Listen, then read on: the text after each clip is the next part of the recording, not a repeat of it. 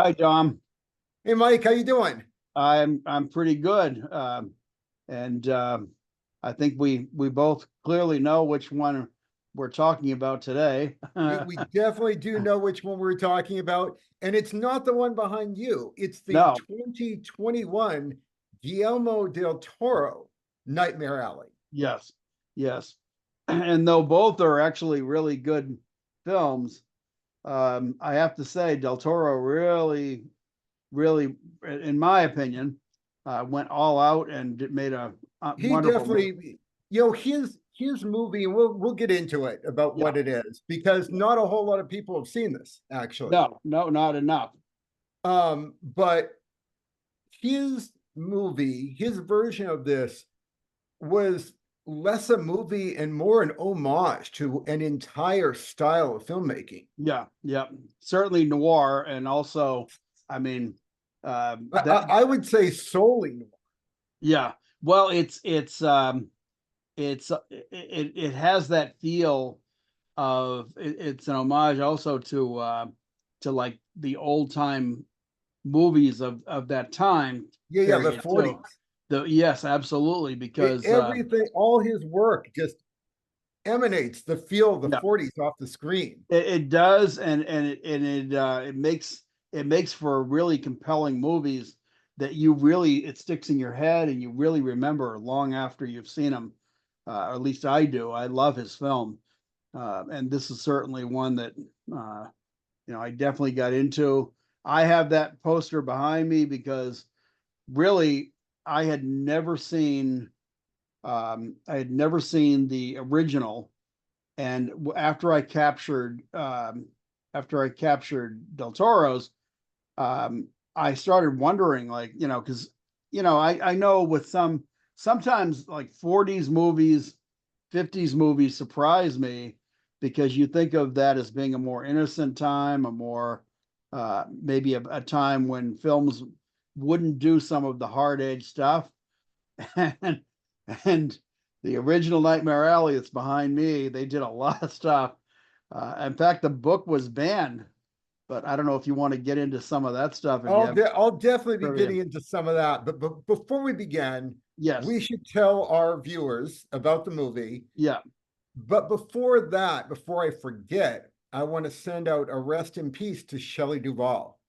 yes, yeah, absolutely, yeah. That was I actually had you actually had just informed me before we started this, and it was I hadn't even heard. But yeah, Yeah, Shelley we Duvall, did The Shining some months back. yeah, I think last year yeah, actually, and and really, she was she was a huge part of The Shining, and there were people that maybe criticized her being in The Shining or whether how much she fit, but I think she fit fabulously, and she did a wonderful job under trying conditions, both Nicholson and Kubrick, because they both really harassed her on the set. But wonderful performance, wonderful actress. So yeah, rest in peace, Shelley. We enjoyed your work. So yep, we lost a good one. yeah. So I don't know if you want to go back into any more on the intro on this. Yeah. So the story Nightmare Alley is about a man on the run. We get some vague idea of his background, but Yeah, really, when we first encounter him, he's at a carnival, yeah. and he is entranced by a circus geek eating a live chicken. Which is a foretelling of Foreshadowing, yeah, yes. definitely. So he's looking for work. He's down and out, gets a job for a few nights at the carnival, and immediately becomes enraptured with the what would you call it? The psychic act. Yes, yeah, And he sees it, he's fascinated by it, he learns it, yeah, and he becomes a seer himself. yeah. Well, and that's again with my obsession with movies that have a con game. I mean, it's there's other movies I'm obsessed by, but certainly the con game is something I find fun and I find really compelling for movie watching. And this certainly has the con man element. Oh yeah, And this more than any we may have seen so far. This yeah, guy is a pure grifter through and oh through. yeah. Well, and a lot of times it's funny because you know my buddy Walt, and Walt actually one time he was talking about dating a girl whose mom was a palm reader, and he got talking with her, and she read his palm and did this whole thing, and he said, "So is this real at all?" Like, Walt was young at the time too, and everything, but he said, "Is this like, is there any truth to this? Is there any realism?" And she said, "No, I'm fake." And he said, and so he said, "Well, are there any like?" And she was like, "No." And he kept saying, "Well, yeah, but there's got to be." And she was like, "No." And she said, and she pretty much told him it's the oldest grifter game in the business. Reading somebody's palm, telling someone's fortune, and it's how good you get at developing a sense of what a person is that comes in to see you, and what tells they have, and what clues that you can force them to give up. It's all about that. And the better you are at that game, the more you actually will either see, or the more you will actually make that person give up without consciously realizing it. But yeah, Mhm, that's the mhm. game. So And the main character in this movie, played by the phenomenal Bradley Cooper. yes, yeah, to tell you the truth, before this movie, I actually really hadn't given that guy credit. He's amazing in this Oh, movie. really? No, I've seen him in a ton of movies. Yeah. That Well, guy yeah, is I've seen him. It's just I really hadn't given him the full credit. In this one, I was like, holy shit, he is good. So yeah, but yeah, yeah. After A Star Is Born, I right. was amazed he wasn't like as more of a household name than he is. Yeah, yeah. No, he's amazing. I will fully give him the credit, certainly for this one, but for others. Mhm. But how do you really focus on any one actor or actress in this movie? Because You my can't because God, it's an all-star cast, it literally. really is. It really is. And it's everybody's chewing the scenery, and not in a bad way. Kate Blanchett, It's kind of an overpowered cast for what the story is. yes, absolutely. Kate Blanchett, who I mean, sometimes I really give her the credit, and other times I don't. My God, she was so good in this. Yep. Icy, icy cold. I mean, Mhm. if there was ever a performance where someone turned up, I mean, this woman is like psychotically icy cold, and that great performance. But if anyone has not seen this movie, I urge you to pause this, watch the movie, and then come back and watch us talking about Well, it. and if you're considering it, let me give a counterpoint. Yeah.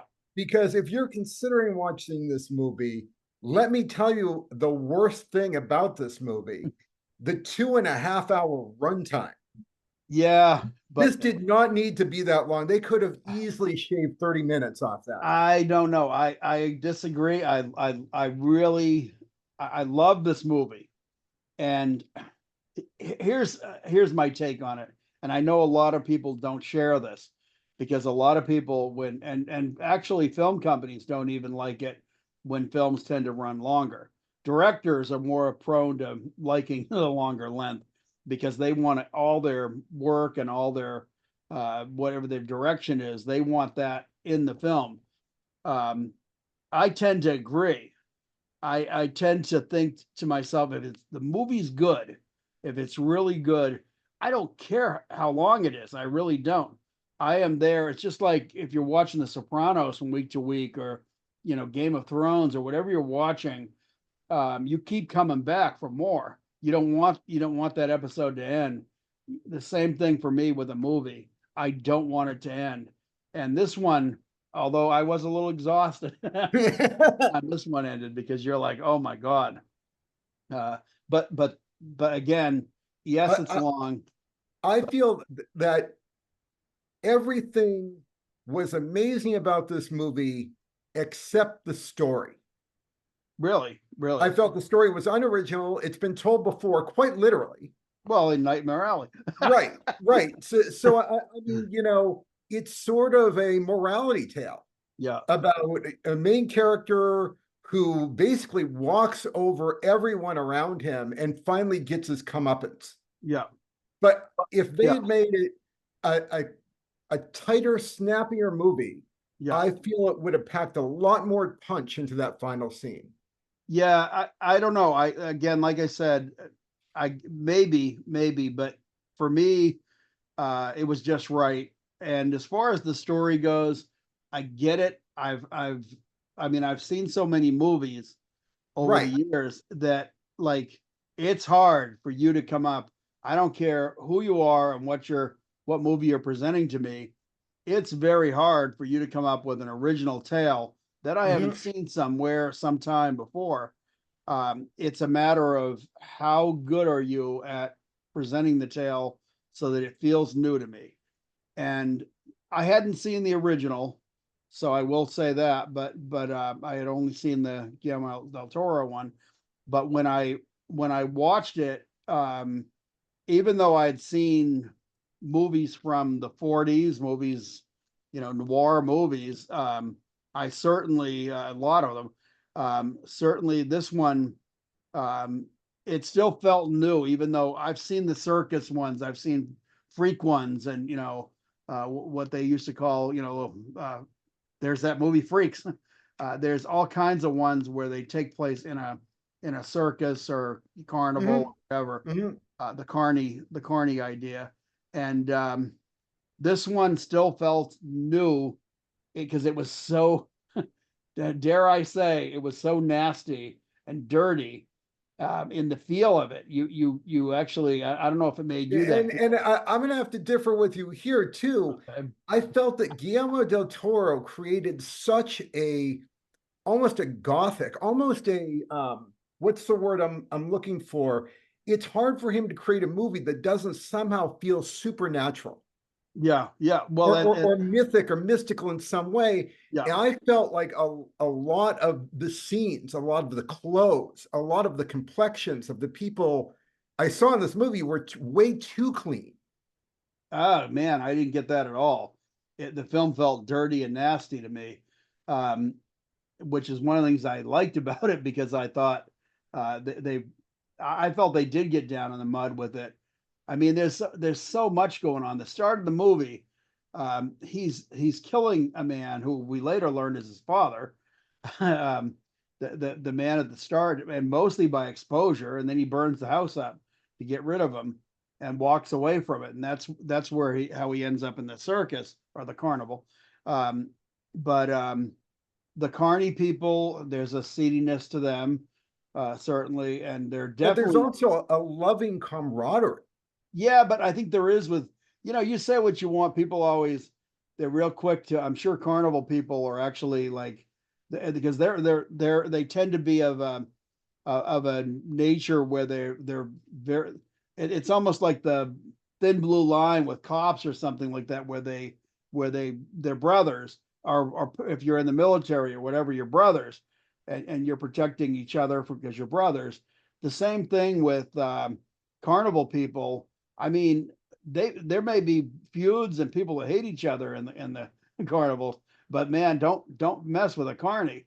They're going to back each other up, and so I think especially at least the ones that are the real regulars anyway. Maybe not some of the transients, but so yeah, you get. I mean, look at the movie Freaks. I don't know if you've ever seen Freaks, but Mhm. but that's a great movie. The one that has the famous line "One of us" in it, and we got to do that one sometime. Yep. But no, they do have that, but yet at the same time, there's often an underbelly of something seedy and dirty, and I mean, that's what people at least pick up on. And even just the way that whether it's created like it could be something like a deformity that they're exploiting. And I mean, it's a way for these people to get employed sometimes, especially back in the old days. But you might have somebody that had hirsutism or something like that, and they couldn't find, they couldn't fit into regular society because they were being ostracized. But yet there's a carnival saying, "Hey, we'll pay you. You come to work for us. We'll take care of you, and we'll pay you. And if it was somebody with a physical deformity, they found a place. And often they were treated very well. Sometimes they weren't, but certainly the geek in this one is not treated well. The geek is not treated well, but like, the Clem, the carnival owner, played by Yeah. William Dafoe, Yes. Who another great performance. another great, and again, a little too great for what limited role he had. Yeah, but it's never too great. And he was so he was like an utter, piece of crap to the geek, but Right. he was kind enough to give like Bradley Cooper a job when he didn't even know the guy. Yeah. Yeah. Um, uh, the woman he romances, what was her name? Molly. Yeah. Molly. She was nothing but kindness Oh yeah. to Well, everyone. Ron Perlman, the strong man, yeah, he he was was so protecting her. protective of those Yeah. around. I mean, there weren't a lot of It's true, dirty. but if you look close, you undercover the film that's on the top. Do you remember where I think it was Defoe that was talking about that? Yeah, it was Defoe that was talking about getting a new geek Mhm. and how you had to find a drunk or somebody like that. And what you do is you tell them you need work because we'll give you work for, we buy you a bottle and we'll get you a good warm meal. And, but it's only for a couple of days. And then of course the guy likes what he's getting because they're treating him okay. And then and he likes having the booze because he's addicted to the booze.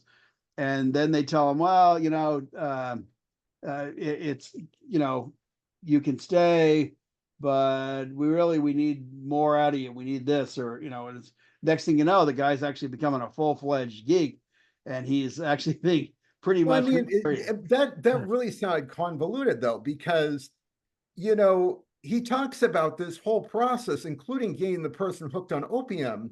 Yeah. It sounds like a lot of work to go through. I don't know how much money they are making as a Well, small backwater carnival. yeah. Well, I think opium probably back then was was fairly cheap and easy to come by too. But Well, if it's that cheap and easy, why is the guy not just get up and get it himself? right. Well, I mean, again, some people know how to. Well, first of all, the guy was an alcoholic, not an opium addict. They get the guy hooked on opium. That's the other deal.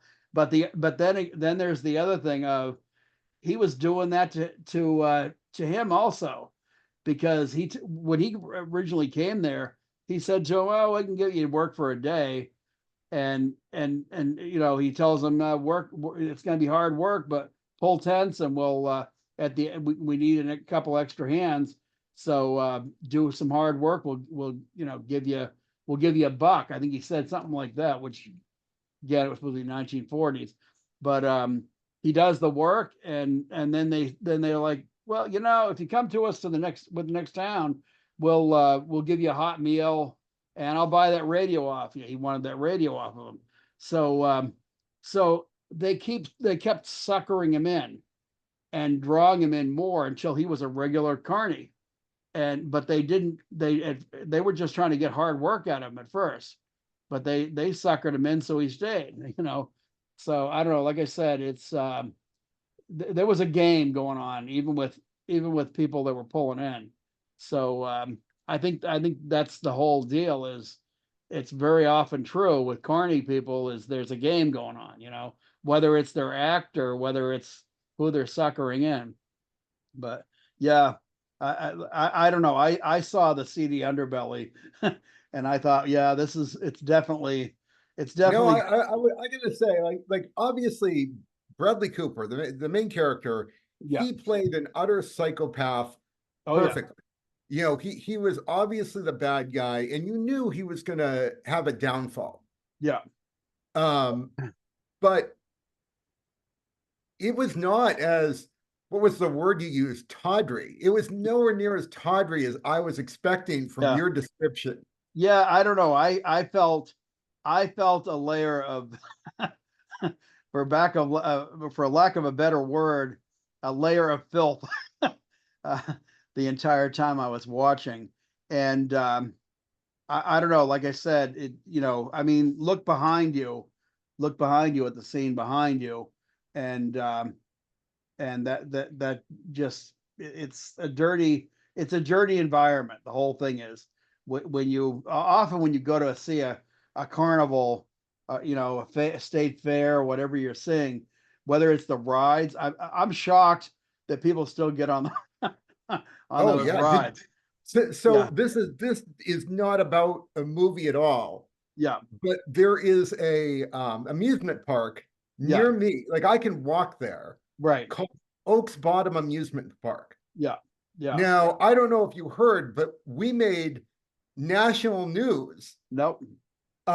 because there's a ride that sends people like up and upside down, and then Yeah. like that, they're strapped in the Oh, chairs. the one that started coming apart. No, they got stuck at the top upside Oh, down. wow. Yeah. It took them an hour to get these people down. So yeah, Yeah. I do wonder why people still go on those kinds Oh, of yeah. rides. Well, I've seen so many. I mean, I'm always catching footage, whether it's on YouTube or whether it's on the news, but I'm always catching footage of rides coming apart. And whoever's running the rides, and I get it, they're high. Because let's face it, most of them are drunk or high that are running those rides.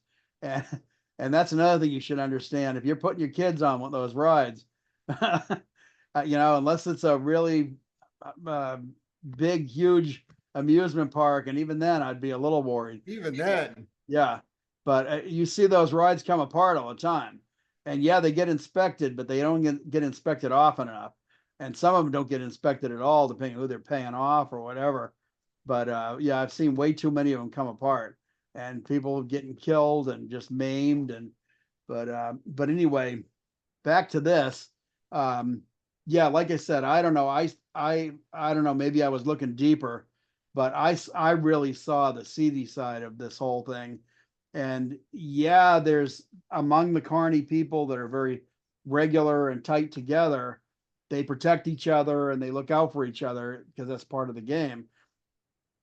But yeah, I mean, even like the whole thing with the mesmerization act with the psychic thing, um, when Bradley Cooper is expressing a desire to learn it and learn more about it, they're trying to tell him. Toni Collette, another really brilliant actress. I didn't realize who she was at first, but Uh, yeah, you were uh, absolutely right. oh my God, she's great, and I love her. And as the psychic woman there, she Gina the did. Seer. Yes. Well, she really played it up. She did it right too. I mean, she could have been working in a carnival. She was that good.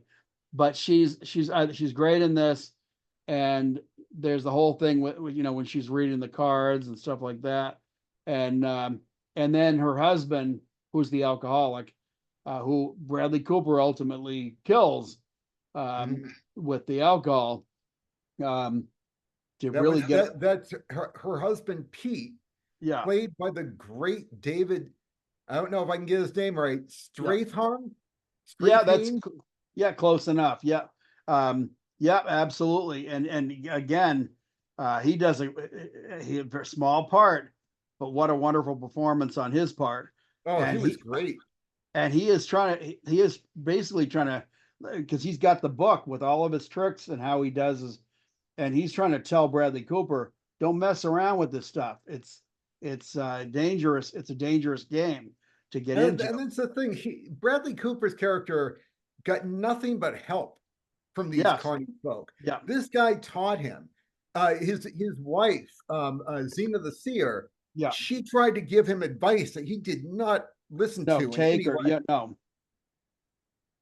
no, and but that's on him. I Oh mean, yeah, you know, totally. but and before I go too much further, one of the big reasons I've had this Nightmare Alley behind me, that's the original one, 1947. Yeah. Tyrone Power, Joan Blondell, fantastic. Um, it's like I saw this one, and I did feel the queasy in my belly watching this one, and I don't think I told you this, but my first thought was, I wonder what the because I had never seen the '40s one for whatever. I think it's a little bit more obscure and rare. That's partly why, because it hasn't been seen a lot since its original showing. Plus, the book was originally banned. There's a lot of stuff with this. The book was considered to be like really dirty and nasty, the language and things like that, the subject matter, just people's attitudes towards each other and everything was really taboo back in the '40s. And so the book was banned for years. And even the movie, I think, has been hard to come by. I had never seen the '40s version. And after watching the Guillermo del Toro movie, I ended up going and checking into this one. I found it on Criterion. That's one place that was showing it, maybe still is. Um, and that's one place you could probably see it. Maybe there's a version on YouTube. I don't know where else is playing, but it's good. And surprisingly, it's real nasty, much like this. I know you said you didn't think this one was. In some ways, I find the original Nightmare Alley to be, and maybe it's because of the time that it set it, or times that it set in, and the time it was filmed in. Um, I found it even worse in some ways than this one was. But but yeah, like I said, I highly enjoyed it. It's so close to the plot, the remake plot, because I thought, oh, they probably like really like up the ante with the new one. They really didn't in a lot of ways. Well, Guillermo del Toro made it clear that this was not a remake of the original movie. Right. This was a film adaptation of the book. He Yeah. specifically said this is based on the book. Yeah. Well, and so was the original, and the original was in many ways pretty true for what they could do maybe at the time, but pretty true to the book also. A lot of the elements that are in the remake are in the original, surprisingly, because some of the things I would have thought they're going to skip that. But there's the wonderful cast behind, or some of the wonderful cast behind me. But yeah, like I said, I don't have enough good things to say about this. Again, Cate Blanchett, my God. And what really got me too is I'm not even thinking of uh, the actress's name, Runa. Oh, Yeah, Rooney help me out. Mara. Yes, who plays his girlfriend that goes away with them, leaves the carnival, and under the advice of people, against the advice of people telling her, don't go with this guy, don't leave. But she goes, and of course he does her wrong. But but really, the whole thing with Cate Blanchett, and it's one of the most chilling aspects of her character, and also what happens, is based on an encounter at one of the nightclubs that they're performing in, doing their psychic act. Um, she challenges him, and when he takes up the challenge and decides to really shame and humiliate her, and he kind of does. When he does that, she takes that on as a challenge, and she really sets out to destroy him. Oh, yeah, she does. She does a Yeah, good job too. with a great deal of deadly intent that is ice cold and chilling.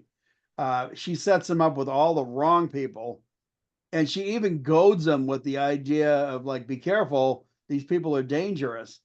And she actually, not only does she steal his money, she sets him up with some people that are ready to hurt him. And she's also getting revenge on a guy who hurt her, because she had that scar, and it was because of that last figure that that ultimately goes really badly wrong when they try to fool him with his dead girlfriend. And that whole thing was so badly. I thought to myself, this is going to go wrong. This is absolutely going to go wrong. And sure enough, of course, it does. Um, this the scene behind me right there. with that's Runa there all dressed up with the white gown on and blood all over her dress and arms. And of course, the guy sees her and he's trying to move towards her.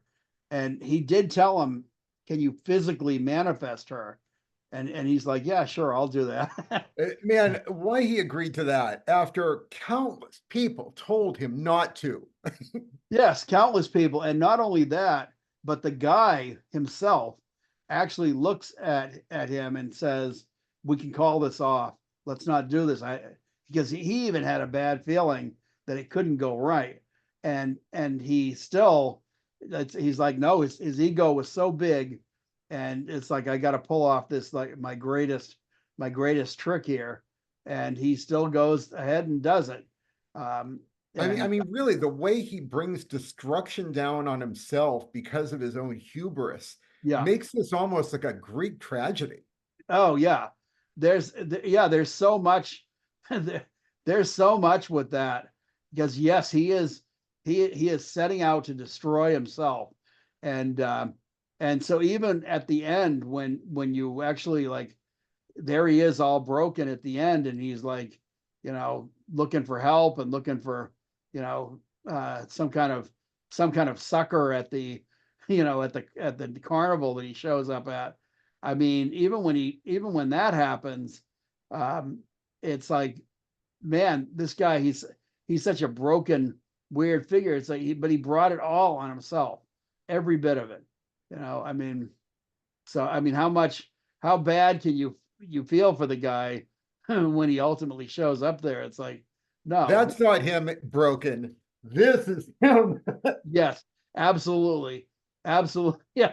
And what's hysterical, the pretty much last line of the movie is when they're asking him, "Well, we could have you play the geek. Would you want to play the geek?" And "I was born to play the." But Yeah, and that scene, that final scene, may be the scene to watch the entire movie for. yeah, yeah. Like it is chilling the way he delivers that line and then breaks into maniacal laughter. Oh yeah, yeah. Well, and he is absolutely. He's probably at that point he has lost his mind, because everything that he's gone through, the rise and fall of the man. I mean, he's there's him with Guillermo del Yeah, Toro. But I'll, hats off to del Toro. He's an amazing director, and I love his films. Everything he does is just so absolutely amazing. so okay, here's my first piece of trivia. Yeah, In an interview, Guillermo del Toro was talking about that scene, right. that last scene, and he and Bradley are discussing how important this scene is. This is like a vital scene in the movie. Yeah, It's important they get this absolutely right. And they both agree, like, we have to do this 50, 60 different takes. We're going to do as much as we can until we get this perfect. right, right. Got it in the first take. Wow, really, really. Del Toro Yeah, says, that's a wrap. We got it. yeah. Well, it's funny because you can have, and some directors, some actors, um, are obsessed with doing more takes so that they can look through all the takes and figure out which one's the best. And sometimes the best take is the best take. It's the first take. And Mm-hmm. there, it was Cool Hand Luke that I'm thinking of, but when there's a scene, it's one of the scenes I truly love in Cool Hand Luke, and it's that scene where he's really talking about being broken. He's really broken up. I mean, they're doing everything they can to break his character, and so that he is not going to fight them anymore. And he ends up coming into after a really trying ordeal day. He comes into their main prison area, and he climbs up onto his bunk, and all the guys are looking over because they all realize, like, wow, these guys are tearing him apart. And he sits up on his bunk and gets his banjo, and he starts playing that Plastic Jesus song, and he's crying while he's playing it, and he's got his back to the guys. but he's crying and he's really breaking. He's trying to keep himself together. And it's a beautiful scene. It's a beautiful moment in the film. And he finishes up the scene, and they call cut, and Newman looked over at the director and he goes, I can do it better. And the director looked at him and he goes, like, man, nobody can do it better. Like, that's the take. It was, they left it alone, and the director knew enough, leave it alone, because it was that good. But, I mean, people are always looking for, it's, they're always looking for that perfection, but Newman captured it. And yes, this Bradley movie, I'm Cooper. sure, had it captured. That was the best take, Yeah, So, yeah. Now, you were talking about the original movie, the 1946 version. right. I would like to talk a little about the novel Oh yeah, go for it. because, man, I wanted to read the novel so bad. I just didn't have time. Yeah. But I started reading about the author. It was written by William Lindsay Gresham. Okay. And this guy, holy crap, I would love to see a biography about his life. Really? This guy, he went to Spain as a volunteer medic during the Spanish Civil War. Wow. Wow. And that's where he became friends with a sideshow employee. Oh And wow. they'd have these long conversations about what would happen at carnivals. Yes. And that's what inspired him to write Nightmare Alley. Wow. And he also wrote a book of true stories called Midway Monster.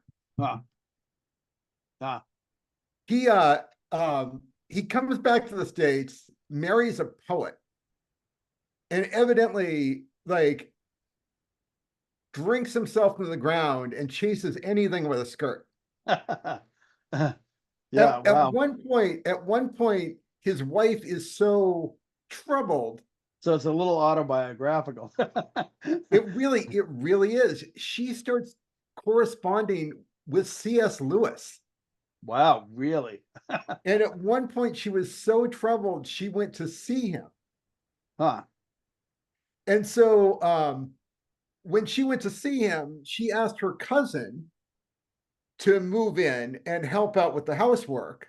Yeah. Within a week, her husband and her cousin were sleeping together. Yeah. I was gonna say, I knew where that was going. Yeah, exactly. Yeah. He writes her, lets her know. Wow. She Yeah. comes back to get the kids and eventually marries C.S. Lewis. Oh wow. Wow. Yeah. That's The movie Shadowlands is about that. yeah. It sounds a little bit like what was going on with Clapton and George Harrison. Yeah. I mean, they're all sharing a woman, and he's writing Layla over the sign. So anyway, this author, he gets briefly into Dianetics Wow. by L. Ron Hubbard. Yeah. Yeah. Yeah. Good old L. Ron Hubbard. But then ultimately is diagnosed with it's either tongue cancer or throat cancer. Man. Yeah. Checks into a hotel and kills himself Wow. at Wow. 52. Jeez. Yep. Yeah. So he wore He had himself two up. wives, two kids, wrote 5 books, was in a civil war. I mean, Yeah. that's Yeah, a life. That's quite. It really is. Not He's a great life. Yeah, but a life, and he packed a lot into the life he was living. I'm sure some of it he must have really enjoyed. But there's probably a book that should be written about him too. But that also makes me want to read Nightmare Alley too. I don't know how. I heard it was for 3 decades you could not get it except in a real heavily edited form. And that it's only been in more recent years that people can actually get the unedited copy, because the language, the subject matter was considered, so dirty, and they went on about the language. For one thing, they said the language was filthy. That was the way it's been described. So nowadays, That of wouldn't course, surprise me. yeah. But Yeah, yeah, it makes me want to read it. So for those of you at home who are interested in either the original Nightmare Alley or the book, I am going to look around for some links. And Yeah, in the please. comments, I will try and put links or at least describe where you might look for these things. Yeah, yeah. Yeah, believe me, Dom, I always appreciate that when you add links to our Well, I mean, let's face it, these are long videos and we still don't talk about all the things you that we can't want to talk about. well, some movies, it seems like there's only so much you can say. Right. But there's other movies, and this is one of them, where I feel you could talk all day about various things in this movie. Everything from various actors and actresses, to the original author of the book, like you're just doing, the Del Toro, whoever you want to pull up. There's Oh, this. there's so much fascinating that I mean, it would be idiotic for us to make a video so long Yeah, that we could talk about all these things. yeah. But this was filmed right during COVID, and that was a story into itself, how it affected the filming Oh and yeah, the movie. Any of the actors yeah, and their like filmographies are topics for lengthy discussion. yeah, There's just so much that went into this movie in yeah. particular. Well, it's funny because there's a couple of scenes where I see Del Toro, and he's got the mask on, and he's, you know, but you see several of the actors, like Ron Perlman, he's sitting around with a big grin on his face, just sitting back, and he doesn't have a mask on. There's a bunch of them. It's like you could just, Well, Del Toro, again, I was listening to him interview. He yeah. was saying that when COVID hit, there was no mandate at the time. Oh yeah, yeah, But he said, in good conscience, yeah, I can't keep filming if we're going to risk even one person getting sick. yeah, yeah, And so they did a 6-month hiatus, and everyone worked double time on their own parts during that 6 months.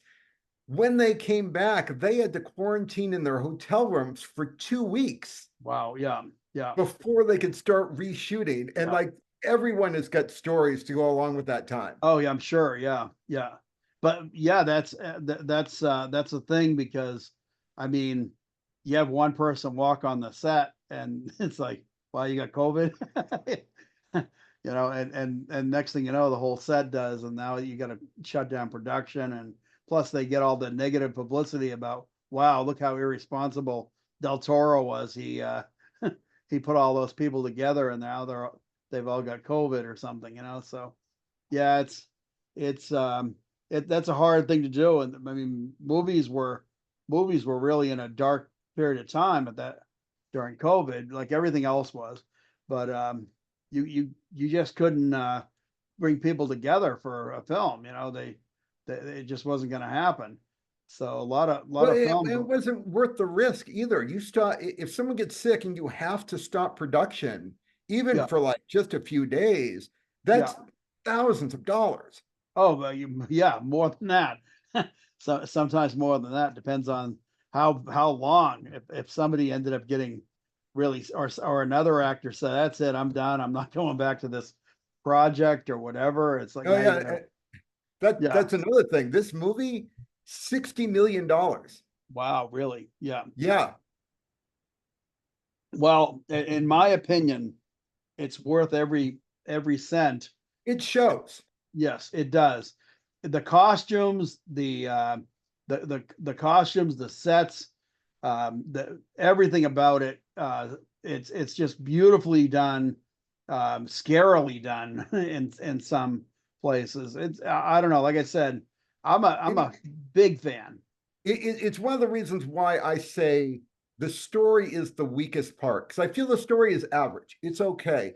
And everything else in the film is so elevated above most other films. Yeah, man. I don't know. I like I said, I find I part of it was I truly loved what I was seeing with the movie. I truly loved. I loved uh Del Toro's direction on the film. I mean, the Office the scene behind me right now, The Office, I don't know where this was filmed, uh, and how much of that was, but like the burled wood that's in her office. The set was so beautiful that it was my second time viewing it, but I was actually looking at the panels and seeing some of the, the burled wood on the panels, and I'm like, oh my God, this office is like really beautifully put together. I mean, if you had that office and you went into that office every day, you'd be like, wow, I got a great office here. Because you'd never get bored with what you were looking at. That was another thing, is her office was so sophisticated for the time. It was It was she had almost too nice. it was Like yes. it was so opulent, and she was so well off. Yeah. Why would she concern herself with someone who was so beneath her? Well, it was all about revenge. What That's she a lot of work. That's a that lot of time being spent but in the muck. yes, absolutely.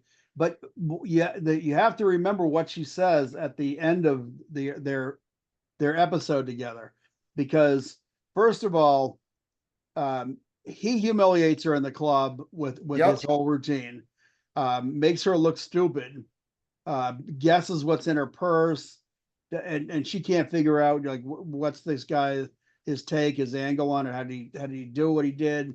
And he also convinces that other guy, that other rich guy that was, I don't know, but yeah, the guy was with her, but she knew him, and patient, I guess. But anyway, uh, this guy is totally convinced, and she's in the background like, he's not really, authentic. But she deliberately leaves her, she sets him up right from the get-go, and it's all Mike, about revenge because he humiliated her. This you're woman is freezing. sociopathic, and she is not going to stand by and let this guy humiliate her. So what she does is she sets him up so that he comes to her office. She knows he's attracted to her. She also knows that he's fascinated by her. And so he comes to the office. She right away encourages him to do some therapy sessions with her, which he doesn't want to do. Um, but she's drawing him in. He trusts her to the point where he leaves his money with her. and and she doesn't tell him, oh yeah, do that. But she's also provides him with very easy way of leaving his money. And so as he gains more and more money from these people, she's collecting the money and keeping it in her safe. And again, all the stuff that she provides him with, and she's telling him in the background, like, be careful, these are dangerous people. But she knows his ego is enough that he's going to go after this, and it was. This guy thinks he's the greatest, and he doesn't think anything can hurt him, and she knows it, and she feeds him right to the end, and then at the very end, she belittles him and tells him, not only does she steal his money, and when he realizes it, I mean, she's saying to him, she goes, "You're a small man, and you're only interested in money."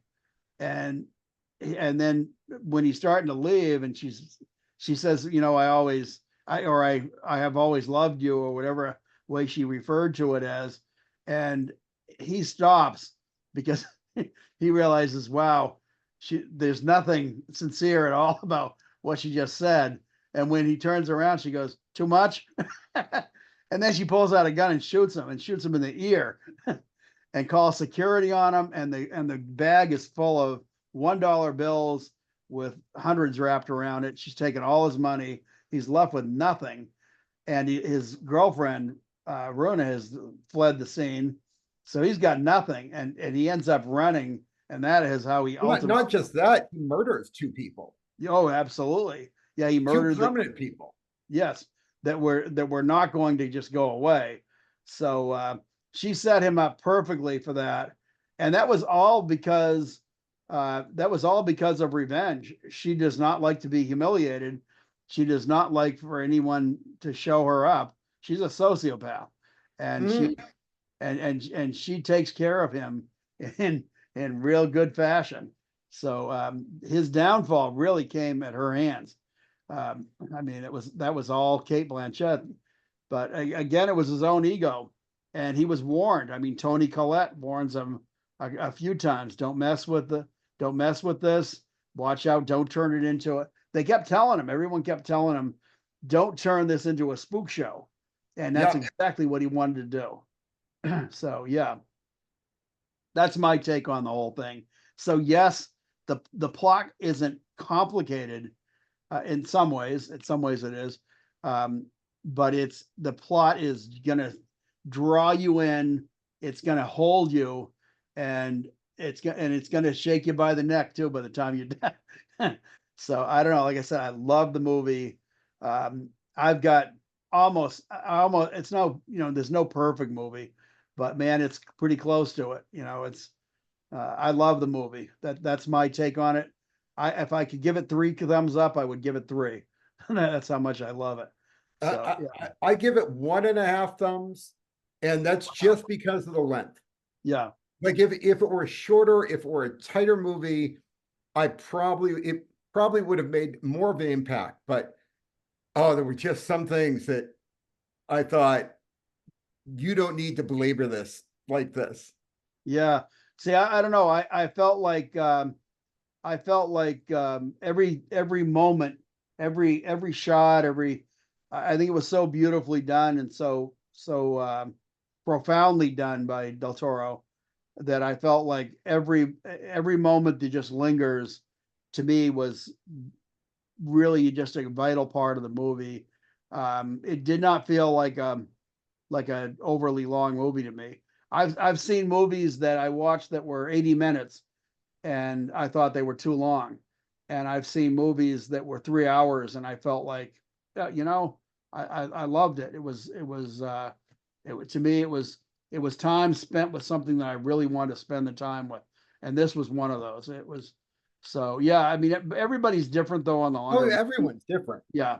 But, and, not just on a particular movie, but also some people just don't handle lengthy movies well. Mhm.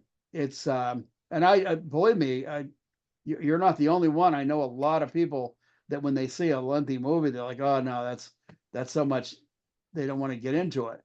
But my take on it is just like seeing subtitles on a foreign movie. It's like if you don't take the time to spend on whether it's subtitles or whether it's on a lengthy movie, you're gonna miss out on something great here. And so there are some people that will go, yeah, I just can't handle subtitles. And it's like I want to wring their neck when they say no subtitles because But the fact of the matter is that we are all going to miss out on something great. of course, of course, So if it's one more thing, yeah. you know, Well, let's face it, even just the idea of because you and I talk about this all the time where you'll mention a movie and you'll say, have you seen that? And I'll be like, no, I haven't. And you're like, you haven't seen that? And it's the same thing. You hadn't seen this one yet. exactly.